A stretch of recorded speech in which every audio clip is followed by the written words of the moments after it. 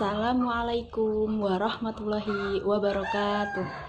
Halo semuanya, apa kabar? Semoga kita diberi kesehatan oleh Allah Subhanahu wa Ta'ala.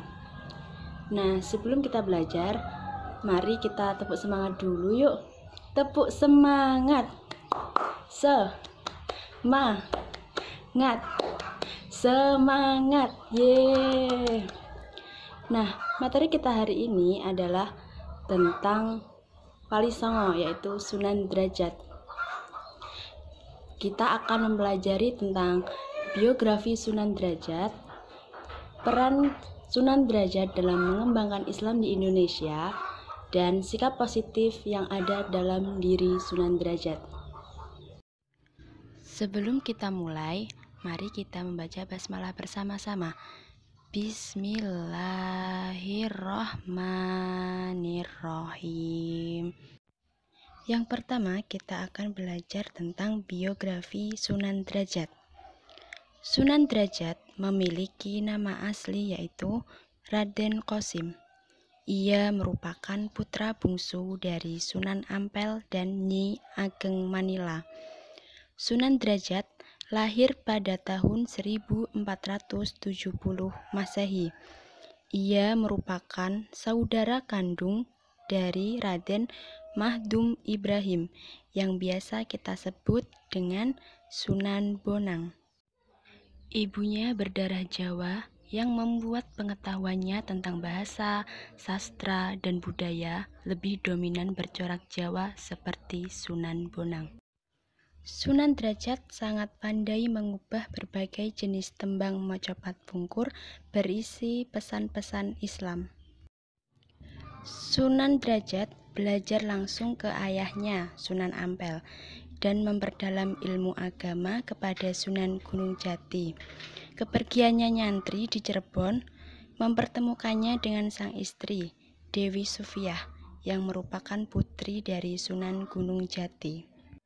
Setelah menikah, ia tinggal di Kadrajat, sehingga disebut dengan Pangeran Kadrajat atau Pangeran Derajat. Setelah beberapa tahun berdakwah di Kadrajat, Sunan Derajat kembali ke Ampel Denta. Namun, ayahnya meminta untuk menyebarkan Islam di pesisir barat Gresik.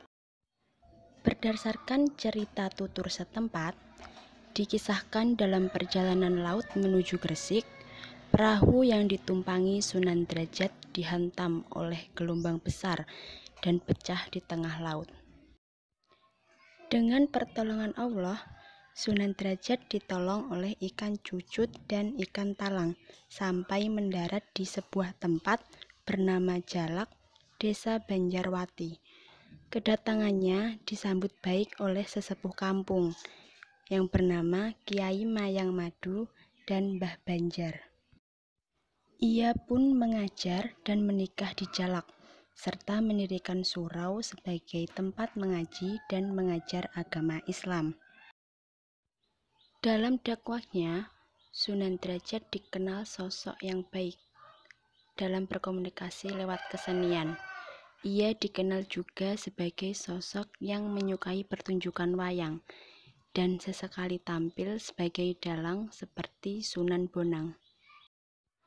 Lewat seni dan budaya, Sunan Derajat menyampaikan ajaran Islam sehingga masyarakat menerima Islam dengan baik. Di usia tua, Sunan Derajat tinggal di Dalem Wulur, sebuah tempat tinggi arah selatan dari Desa Derajat. Disinilah ia menghabiskan masa hidupnya untuk berdakwah. Terdapat sejumlah peninggalan yang terpelihara sampai sekarang, di antaranya Singko Mengkok, yaitu seperangkat alat musik gamelan dan beberapa benda lainnya. Sunan Derajat wafat pada tahun 1522 Masehi dan dimakamkan di Desa Derajat, Kecamatan Paciran, Kabupaten Lamongan. Materi selanjutnya yaitu peran Sunan Derajat dalam mengembangkan Islam di Indonesia. Yang pertama, meningkatkan kesejahteraan masyarakat. Dalam dakwahnya, Sunan Derajat dikenal dengan sosok yang berjiwa sosial, sangat peduli dengan kehidupan fakir miskin, serta lebih mengutamakan peningkatan kesejahteraan masyarakat. Sunan Derajat tidak hanya mengajarkan ilmu agama, melainkan mengajarkan tata-tata cara membangun rumah, membuat alat-alat yang digunakan untuk memikul orang seperti tandu dan joli. Peran yang kedua yaitu menanamkan pendidikan akhlak. Masyarakat mengenalnya dengan sebutan Pepali Pitu atau 7 dasar ajaran yang mencakup 7 falsafah hidup yang dijadikan pijakan dalam kehidupan. Dilihat dari nasihat-nasihat dan petuah-petuahnya yang dikenal masyarakat sebagai Pepali Pitu, menggambarkan sosoknya yang peduli terhadap masyarakat bawah. Dakwahnya sangatlah merakyat dan begitu membaur dengan masyarakat. Adapun Pepali Pitu sebagai berikut. 1. Memangun resep tiasing sasomo, artinya kita selalu membuat senang hati orang lain. 2. Jroning suka kudu eling lan waspodo, artinya dalam suasana gembira hendaknya tetap ingat Tuhan dan selalu waspada. 3. Laksitaning subroto tanyipto marang pringgo bayaning lampah, artinya dalam upaya menggapai cita-cita luhur, jangan menghiraukan halangan dan rintangan. 4. Meper herdaning pancadriya, artinya senantiasa berjuang menekan gejolak nafsu-nafsu indrawi. 5. Heneng hening henung, artinya dalam diam akan tercapai keheningan dan di dalam hening akan mencapai jalan kebebasan mulia. 6. Mulya guna panca waktu, artinya pencapaian kemuliaan lahir batin dicapai dengan menjalani sholat 5 waktu.